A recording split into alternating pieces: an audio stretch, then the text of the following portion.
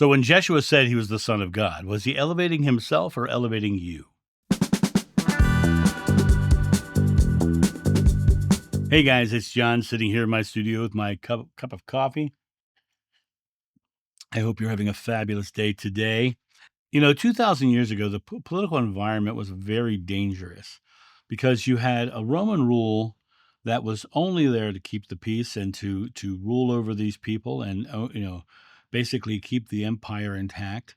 And then you had the religious structures that were doing their best to keep people in their structure of religion, and in that structure of religion, you had an external God that they were all praying to, which is a very interesting concept because when I watch Dan McClellan's videos, he talks about Adonai. Well, what is Adonai? Adonai is the Hebrew God, and Yahweh is what we call the Hebrew God. A lot of people, but that's because that was a Roman symbol that looked like Yahweh, so they said Yahweh. So, but it's the God was really Adonai, but Adonai was one of a council of gods. So there was lots of gods. There was more than one God, and when the structures themselves brought it down to Abraham, battling all the gods and bringing it down to one. That's what happened with Abraham. He got rid of the rest of the gods and brought it down to one. To then say that you are the Son of God is a hugely dangerous claim. Joshua didn't cling to titles. The concept of being the Son of God is a very, very powerful statement for someone to make. But he also said you are the children of God. When you look at the ancient understanding of this, Son of God could mean the same thing as Hinduism talks about.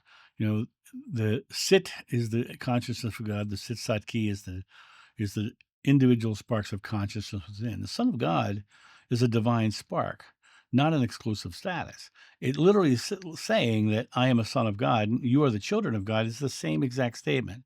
A son is a child of God, and we are the children of God. And so I am a son of God. I am the Son of God. It means that he is literally expressing into the world that he is his oneness with God. But he also said we are as well. The kingdom of heaven is within you. This is not an exclusive status. This is not putting himself on a pedestal to be worshipped, which is what happened with his life. Everyone in his mind was seen as a child of the divine. Greater works than I have done, you will do. This idea of greater works than I have done, you will do, does not put him on a pedestal. It puts you on a pedestal. It says that you're going to exceed him and do more than him. The church turned his words into a one-man show. And how did they do this? By focusing on individual passages out of context. The church has created a new idol, a God-man, that is built to create dependence. That, you have to worship this idol. But the Bible talks about don't worship idols. And now, a quick word from our sponsor. Coffee Time with John.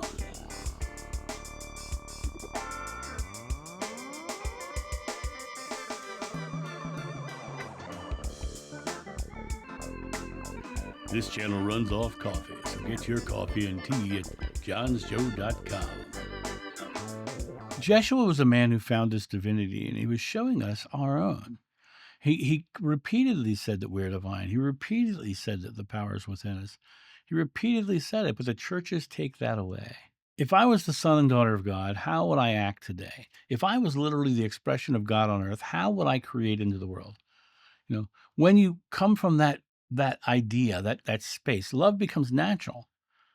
It becomes natural when you see yourself as one with or a child of God. I love my private sessions, and I love when I get my testimonials emailed to me afterwards, because I will sometimes get those emails weeks, months down the road.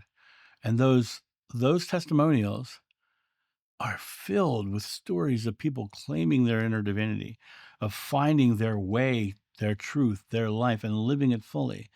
They're filled with these stories of empowerment that tell them that they aren't separate from God. They are one with God. They are a child of God. They are just I am the vine and you are the branches, right? The individual people are the branches.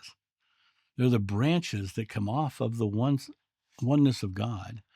They're an expression of the oneness of God. They are the leaf that collects the light and shares the moisture to the ground.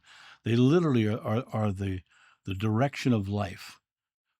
And when you look at it from the perspective of that you are the direction of your life, and you are claiming your inner divinity, and that you are getting very present and fearless and living forward, what happens is you find that you know you are divine. Joshua didn't want followers. He wanted brothers and sisters walking in the light with him. You are that light. You are the light of the world, is what he says. And he didn't say, I am the light of the world. He didn't say, worship me. He didn't say, come to me with your prayers. He did not say that. That is a biblical addition. Joshua said, when you pray, believe you shall receive and you shall. He didn't say, when you pray to me, believe that I will give it to you, I will. He doesn't say that.